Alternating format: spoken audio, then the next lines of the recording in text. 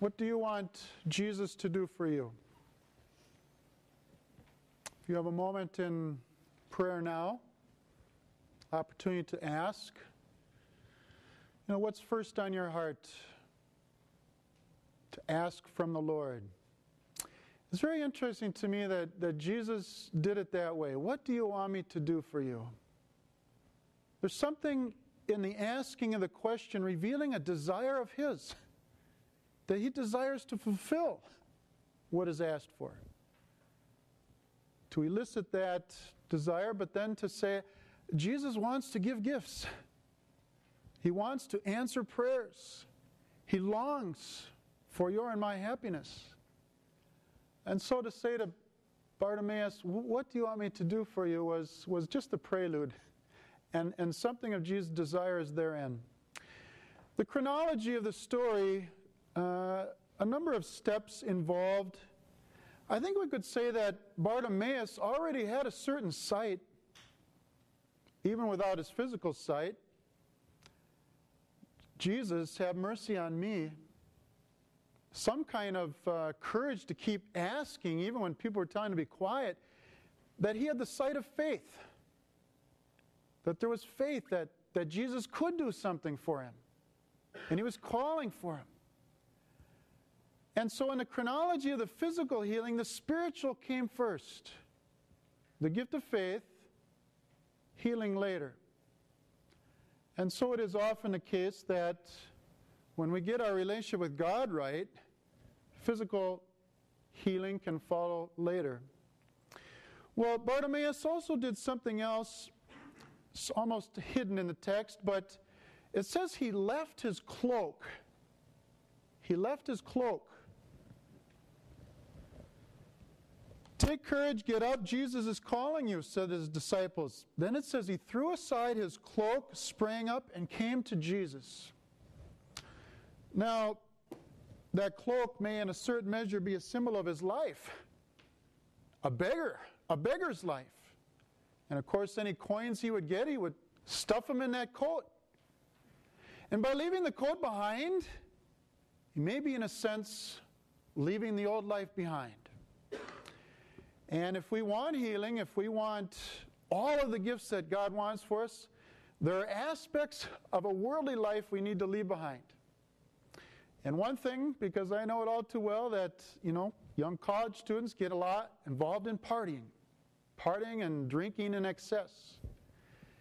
And it's for us to say, when we want Jesus to do something, will we leave that life behind? Abusing alcohol, for example.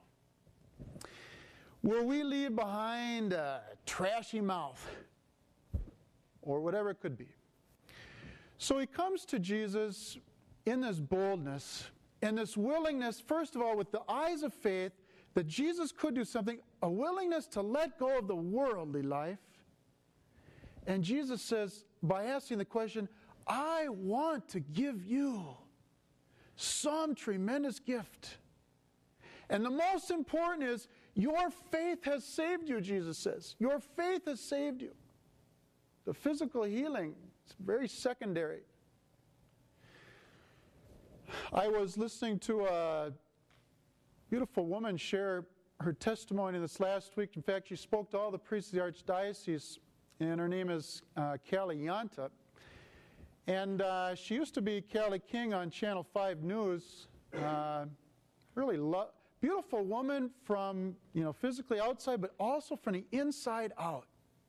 Just beautiful virtue, and she and her husband now have 6 children. But she shared a story about she was caught up in the world and not living sort of the Catholic Christian life she was called to.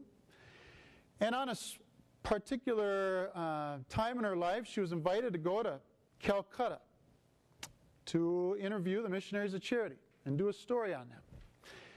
And so she did, and spent, I think, up to 2 weeks there, at least 10 days, doing this story. And she met a priest there, and the priest became a sort of spiritual director for her and said, the thing you need to do is go to daily Mass. And she said, wow, okay, that's radical, daily Mass. And later on he would challenge her to pray the rosary daily. Well, she got into her faith, and she started going to St. Olaf Catholic Church, downtown Minneapolis, which is near where her workplace was. And she said, in the workplace at KSTP that, we think they have these big offices and it's this mega glitz kind of scenario, but really she just had a little cubicle in the corner, and next to her, other co-anchor person had their little cubicle. And she talks about how hard it was at first to just put up a little crucifix on her cubicle, because she was afraid of what others would think. And she had a co-worker that was constantly taking the Lord's name in vain. JC this, JC that. And one time she just felt like God wanted her to have the courage to say something, and she just said, whenever you say that, it just hurts. And he said, I say that? She said, you say it all the time. And he said, well, I didn't even know. He didn't even know he was doing it. And actually he stopped. Well, so she's going to St. Olaf Church, and now she's going to confession once a month, and she's 31 years old, mind you. And she's praying about her vocation and so on. And this guy, going to church at St. Olaf, going to confession, starts to notice her and asks her out. And that would be John Yanta, and he actually has a brother who's a priest, and they start dating again, happily married today, and 3 children, beautiful from the inside out. And I just elicited her story. It so inspired me this week, but to inspire you. Someone who said, Jesus, I want to be healed. I want to see. And she was willing to leave behind the worldly life, to step out in faith, and to boldly ask. And God has blessed her beyond in abundance what she ever dreamed. A husband that is on fire with faith and love with Christ, this beautiful 6 beautiful children, and their household filled with plenty. So today, as we come to Jesus, are we willing to leave the world, the bad parts behind, with courage? Do we have the faith to say, Jesus can do it, you can heal me?